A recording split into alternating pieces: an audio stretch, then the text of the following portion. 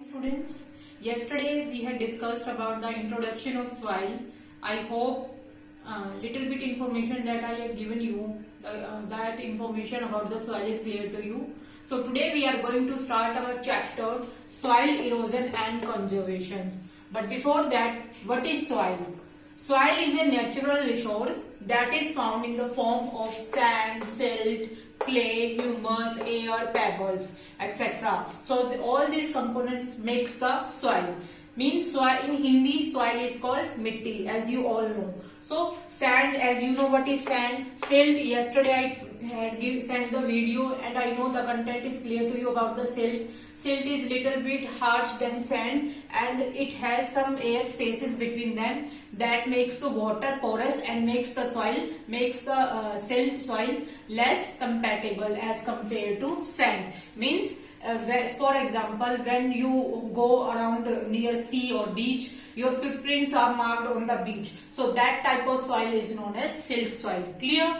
Clay, as you all know, you makes the shape of different types of substances using clay method. So first it is wet, after hard, after dry it becomes very hard. So it is very difficult to convert into another form. So that type of soil is clay. Humus. What is humus? Humus means the organic substance made by plants and animals, and it is very rich in nutrients and it is found in the topmost layer of soil. There are three layers of soil, as you know: top layer, subsoil and bedrock. Topmost layer contain humus and that is required for the growth of plants. So plants grow on the topmost layer. Subsoil has little bit middle layer. It is also called middle layer and it contains small rocks. And bedrock contains large number of different types of rocks. Clear? So all this makes the soil. Now the next question arises: how soil is formed? Soil is formed by rocks. So this process is known as weathering of rocks. And what is weathering?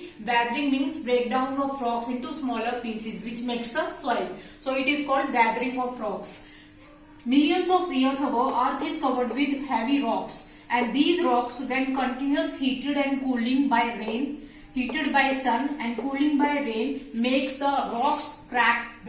That means continuous heating and continuous cooling. Heating means expansion and cooling means contraction, which makes the rock surface cracked. Suppose this is the rock and continuous heating and cooling makes the darare aa jana rocks ke andar se. So it makes the rocks cracked. And continuous wind and flowing water. As you know, water has the highest capacity to flow.